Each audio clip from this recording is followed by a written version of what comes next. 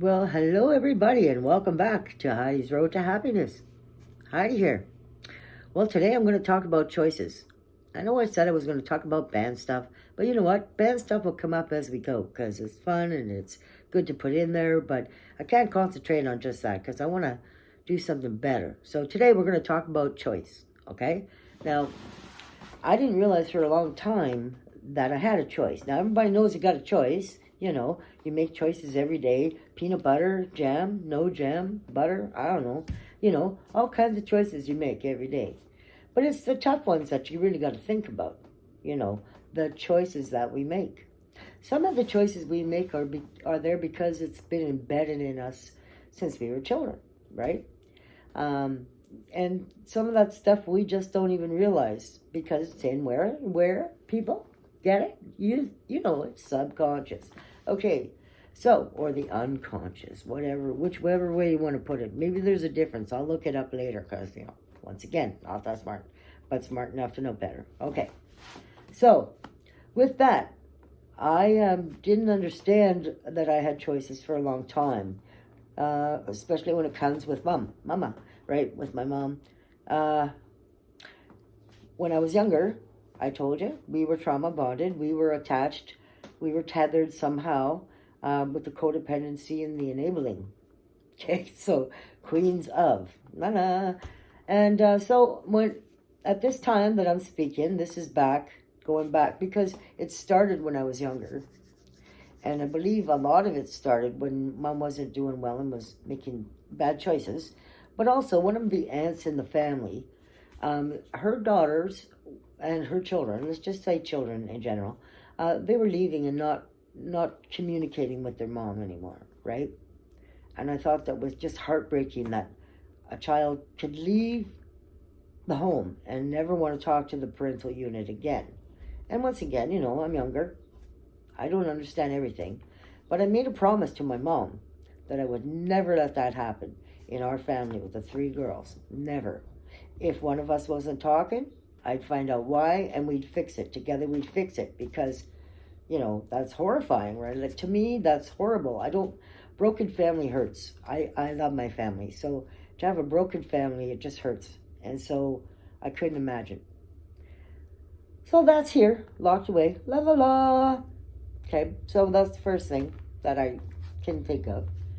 So now I go through my life with my mom, right? Like, we work together, we live together, we don't live together, we still work together. We share lots of times together that we shouldn't, drinking, partying, having fun. Woo! Sometimes it was before I was 18, 19, whatever the legal age was. I think it was 18. But regardless, I mean, I did the same with my girls, I'm sure, sort of. Maybe not, I don't know. Anyway, but looking back and reflecting, right, I didn't know that I didn't have to do all the things that I did for her, because the more she drank and the longer we went on with this the way we did, the enabling codependence, okay, my mom, being the loving soul that she is, fell off the boat, fell into the drink, started to feel like a victim. And it was all about her and how she was feeling and what was going on with her. And so every time, like, after a while, every time there was a problem of any sort with anyone or anything, she would call. Okay, and I'd be Heidi on the spot because that's who I am. I love you. I'm there for you. Passion.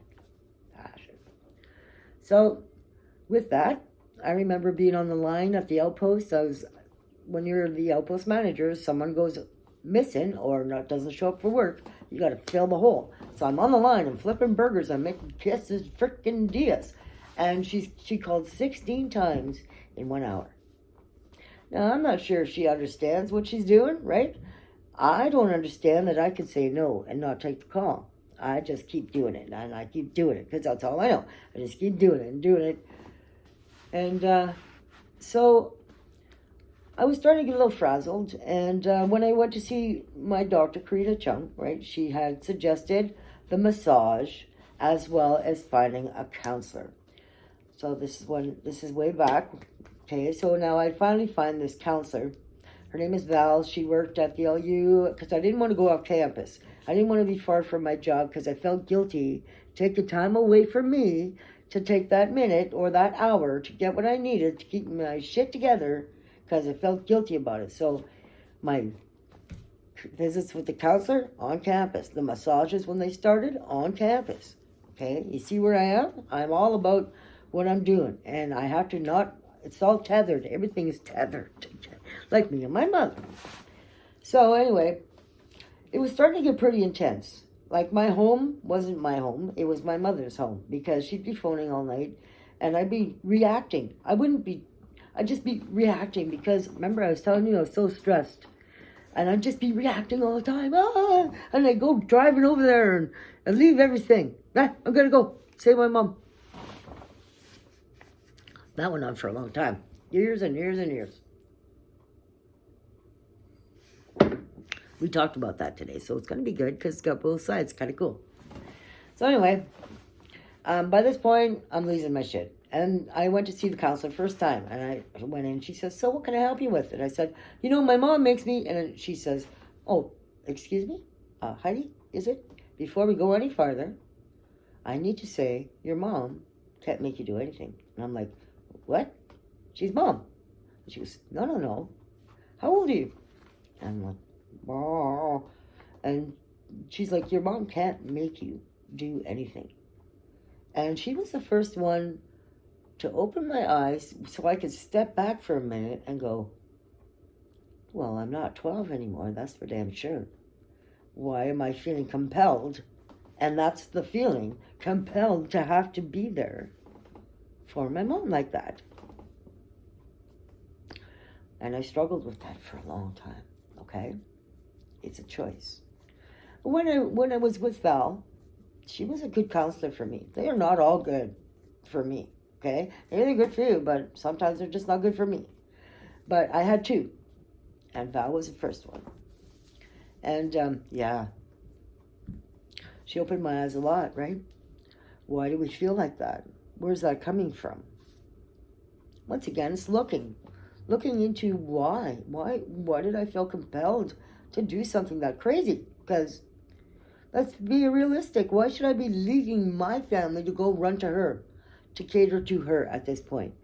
What's happening is she's falling into a pit of frickin' depression, right? Like, she didn't have a good childhood either, and she didn't deal with it, and she's married to dad, and they had some shit, okay? And she's got everything now. She's got a great life. She's got a great man. They live a happy life, okay? But, she's still going through her shit too. And at this point, she's the victim, not the warrior. And she's not getting it. And I just said, one day and this took everything. The lead up to this in my head and in my heart and in my stomach and in my house, because I'm getting frustrated and my husband's getting frustrated and the kids are disappointed because something's always happening with Nana, and Nana creates things because things don't happen, right? Like, Nana's in there. Nana's in it to win it. It's all about her, okay? And if it's not, she's going to make it. Now, this is where I get my training, right? Excuse me, I'm itchy. The training as to why I am and who I was. So, okay, moving forward from that particular whatever, okay, my mom would do things like, oh, she calls a family meeting, but she doesn't tell you she's calling a meeting. She says, can you come here right away, please? Right away.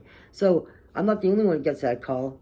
All the rest of the siblings and dad shows up, Orla, stepdad, and she's in her little white pajamas and her red shoes, and she says, well, I took an overdose, so I just thought I'd say goodbye. And I said, what? You did what? And this time I worked at the death business place, right? And I had to leave work. I'm coming from work. I'm leaving work to come here, and there's people actually hurting and actually dying, and you're calling us here to say, oh, I've taken an overdose. Okay, so we're obviously just all going to save you. So whatever this is a bunch of bullshit. I call it at the table. I'm going to go now and help people who really need me later. And I walked out. And that's the first time that I really kind of stood up. And maybe working in that field, that kind of helped. I don't know. Because, really, I'm going to go to see whatever. I got to do what I got to do. People are dying. That's my job. Mom, what are you doing? And, yeah. And I said, what did you do? How many pills did you take? Because now I'm kind of pissy. Now I'm mad, right? And she goes, well, I took 4.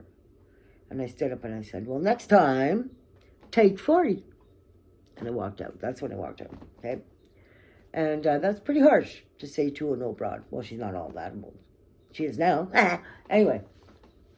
And I mentioned I was pissed. Because, we've done this 1,000 times. Different things, whatever. It's okay, Mama. She was going through what she was going through, but didn't understand any of it, And it's not just one thing. It's compounded years of stress and anguish and just, And so all she knows is protection. What about me? What about me? I need me. And that's okay. That's what happens to people when they're not well, especially when they get into that pit of depression. Okay, that sucks you up everywhere. So, a couple months go by, and I get a call to, in the meantime, everything goes back to normal, the way it ever was. I get a call to go to the hospital because, once again, Mom's tried to commit suicide, and she's in getting her stomach pumped. And I'm like, okay. So I'm freaking losing it, and I know I did smoke a joint before I went there. I did.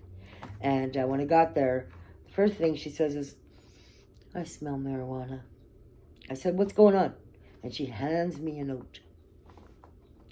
A pre-written note. And it says something about, I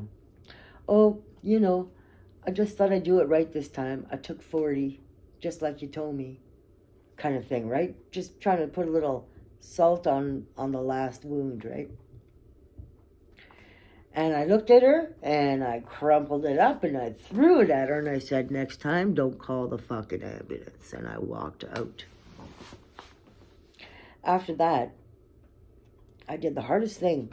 I had to break the tie. I told her, look you're sucking the life out of me. I don't know if you realize this or not, but I can't do anything about all your stuff. You're a grown-ass woman. It's time that you stop drinking and realize what's going on.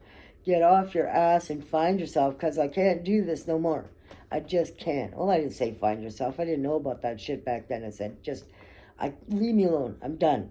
And until you realize you need to change, I don't want you in my life. I don't want you in my children's life. You are no longer allowed to have the kids.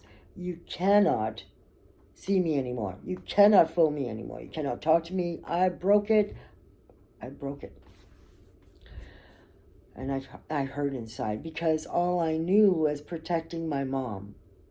All I knew was that we were tethered. And it was such a dysfunctional tether. But it was all we knew. And I'm in my 30s, 40s maybe by this time. For real, people. This is happening for a long time in my life. And I allowed it because I didn't realize I had choices. I didn't realize there was dysfunction. I didn't realize. So anyway, my mom and I, she realized. And we talked about that today. I said, I never really did ask you, how you felt about that and where you came to with that, whatever. And she said, you know what? You're the only one who had the balls enough to stand up and say, listen, bitch, get your shit together.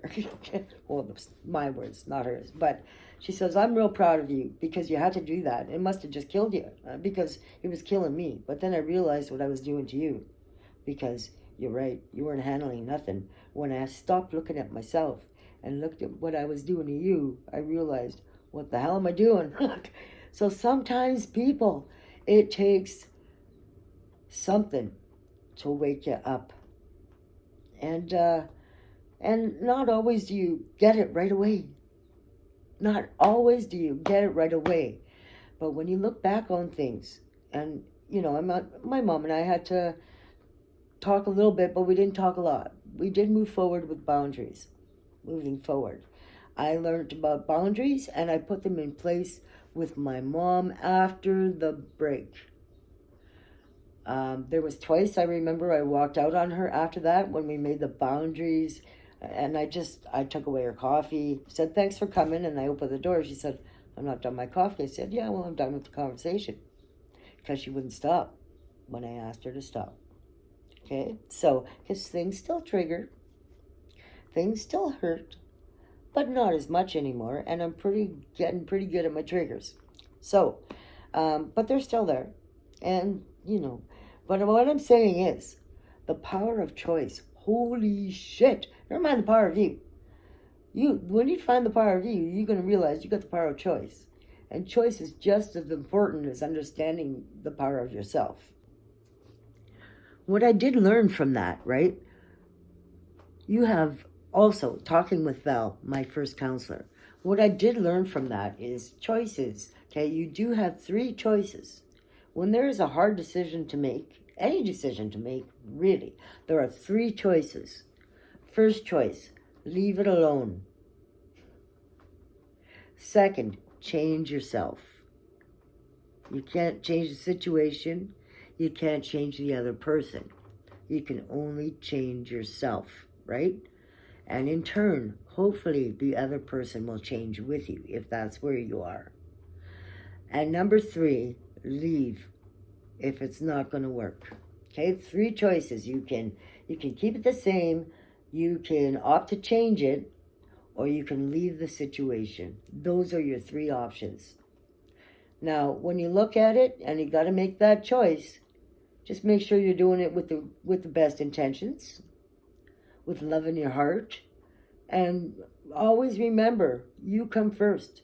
If something is hurting you and it doesn't feel right, and you got to change it because you don't feel good anymore, that's okay. If you're just changing it to be spiteful because whatever, don't, think about what you're doing. It's not just, but the power of choice is so strong and it's so important and it's so life-changing when you realize the power of choice. Next, maybe boundaries, eh? Remember, happiness is a road. It's a journey, and we're moving it together, and we're going to change the damn world. Love ya. Later.